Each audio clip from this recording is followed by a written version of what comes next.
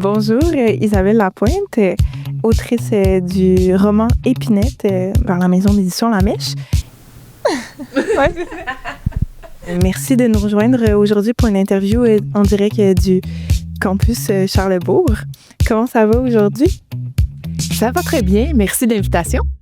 Quand même une très très belle lecture qu'on a eu la chance avec mon amie Éléonore. En parlant, on a quand même trouvé pas mal de thèmes qui étaient très actuels, très intéressants. Est-ce que c'est quelque chose que vous mettez au milieu de votre pratique, justement, des thèmes plus actuels?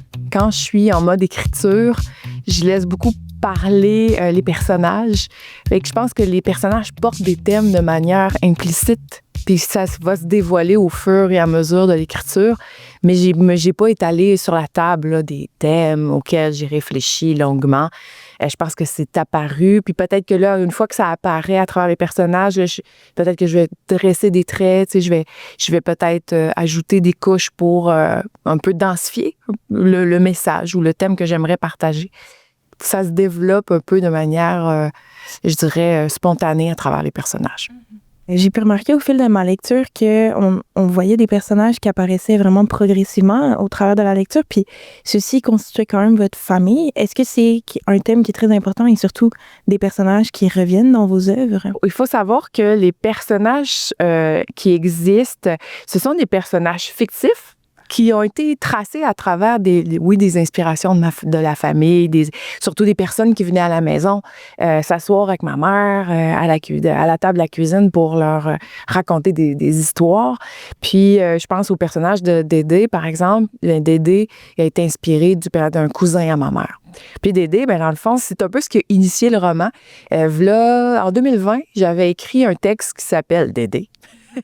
Et j'ai présenté ce texte-là au concours du récit Radio-Canada. Puis j'avais remporté le prix à ce moment-là, en 2020. Puis l'idée, ensuite, de faire des portraits de personnages a émergé. Alors là, j'ai fait Dédé, j'ai fait Fabienne. Ensuite, il y a eu le personnage de Luc, etc., qui sont arrivés. Mais c'était vraiment des portraits, un après les autres, qui étaient indépendants. Là, j'avais eu envie de raconter les histoires de tous ces personnages-là. C'est comme si j'avais besoin de revisiter ce que moi j'avais vécu quand j'étais jeune, de reconnecter avec des impressions, mais avec les liens que j'avais avec mon village natal, mon village d'enfance, je dirais. En explorant les portraits de personnages, ben là, ça le fait revenir. Ah oui, tel autre personnage va aussi être intéressant. Lui, il pourrait... Si je crée un tel autre personnage, ça pourrait enrichir tel personnage. Et là, ça a créé une fresque. C'est à travers donc cette fresque-là que je suis venue à tisser une trame narrative pour créer vraiment un récit qui fait émerger, popper ces personnages-là. Et j'aimerais ça les réutiliser dans d'autres contextes. J'aimerais ça refaire revenir certains personnages, aller plus loin, creuser. Donc, je voulais savoir justement, vous dites que votre pratique artistique n'est pas facile. Qu'entendez-vous par là? Quand on est artiste et qu'on veut être dans notre bulle de création, dans notre laboratoire, puis c'est un peu plus, moi, par rapport à ma personnalité, je suis un petit peu plus introvertie.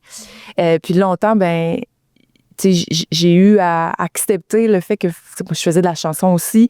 Puis il a fallu que j'accepte que j'ai pas le choix de mettre en valeur mon travail, en faire la promotion, de devenir artiste entrepreneur. Puis ça implique finalement d'être en contact aussi avec les autres artistes, d'être en mode réseautage. Mais quand tu es une petite bébite timide, ben c'est quand même exigeant.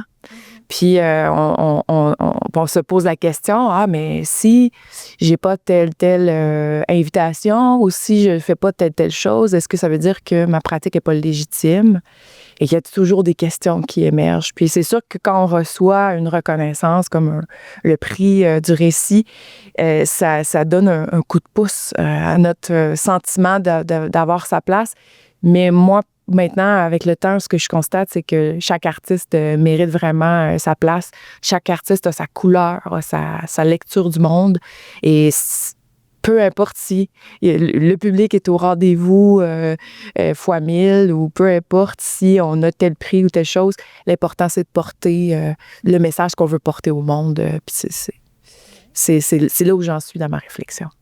C'est quand même une écriture qui est très colorée, un langage qui est très cru. Est-ce que c'est quelque chose qu'on retrouve aussi pas mal dans votre pratique artistique, quelque chose qui est important pour vous? Le roman a cette originalité-là. C'est comme si c'était la première fois que j'écoutais vraiment la voix que je porte en moi. On dirait que justement, tu sais, quand on fait de la chanson, les arts de la scène, il n'y a pas de frontières. On va exposer notre message au monde sans aucun écran. Bon, on est en 2025, mais puis c'est pas souhaitable, mais ça peut créer une forme de je vais faire attention à tel aspect du langage. Étant donné que les personnages m'habitent, je les écoute. Et puis, c'est un peu cette langue-là qui vient dans le roman. Chose que je faisais pas avec la chanson où mes textes étaient plus poétiques ou racontaient des événements de ma vie personnelle. Avec le roman, là, je me suis permis plus de liberté. Le personnage qui est fictif, qui est la petite fille, en fait, elle vit des choses difficiles, puis elle se met aussi dans des situations difficiles en raison de sa situation. Puis, est-ce que c'était pour vous... parce que je trouve ça quand même très actuel, d'avoir un peu une anti-héros féminine. Donc, est-ce que c'était quelque chose qui était important aussi pour vous? Étant donné que je suis dans une démarche assez réaliste avec le roman, j'ai tenté de rester fidèle à un vécu qui est avec des côtés positifs, des côtés négatifs. Je pense que je crois pas tant aux héros dans la vie. Je crois qu'on a tous nos beaux côtés et nos failles. Et ça doit transparaître dans l'écriture. La narratrice, à un moment donné, on sent qu'elle penche même vers... Elle a été intimidée quand elle était plus jeune, puis à un moment donné, il y a une transformation qui se passe en pleine église. Puis elle devient à son tour intimidatrice. Pour moi, c'était de rester fidèle à la réalité, tout simplement. Une forme de réalité que j'ai perçue. C'est le personnage le plus héroïque du roman, ce serait le personnage de Bernard. Mais même lui, il va avoir beaucoup de failles. Et puis il y a même des fois des moments où ce qui est près de la violence. Mais finalement, il va jouer un rôle héroïque aussi. Fait que c'est comme si mes personnages ils portaient les deux à la fois. Réussir à parler de ces sujets-là qui sont autant complexes et épineux, est-ce que c'est important sans toutefois dénigrer en fait l'endroit où vous avez grandi? Mon objectif, c'était pas d'adopter une posture critique face à l'univers où j'ai grandi. Je voulais pas non plus rendre hommage, un peu folkloriser le territoire. Je trouve que c'est une autre démarche qui appartient peut-être au conte ou à la légende. Je voulais pas non plus cacher une forme de vérité. Il y a certains milieux, il y a certains villages qui sont dans l'ombrage, qui n'ont pas les mêmes services, qui n'ont pas les mêmes infrastructures. On leur met des étiquettes comme étant des personnes, par exemple, qui ne vont pas réussir à l'école. Ouais. Je dirais que c'est des choses dont je peux témoigner, dont j'ai pris conscience moi-même quand j'étais jeune. Puis dans le fond, ces étiquettes-là, pour moi, j'ai toujours senti qu'elles pouvaient contribuer à créer finalement des comportements, des fois qu'on aurait voulu éviter. Justement, je voulais montrer les deux côtés pour justement éviter de dénigrer ou de dire tel groupe de personnes agit comme ça, c'est négatif, tel autre groupe de personnes agit comme ça, c'est négatif. Puis je voulais plutôt montrer l'interaction entre les deux, puis les questions complexes. Je pense au personnage de Brian Mulroney, par exemple, dans mon roman. Pour les gens du petit village de Château-aux-Oiseaux, c'est un peu la figure de l'oppresseur. Mais M. Mulroney, c'est un monsieur de la Côte-Nord. Fait que j'ai fait exprès de choisir ce monsieur, puis de faire commenter les personnages de Château-aux-Oiseaux qui vont le dénigrer lui, qui vont sacrer quand ils le voient passer à la télé. Mais finalement, l'enseignante, elle va faire remarquer aux jeunes que ce monsieur-là, il vient d'ici aussi.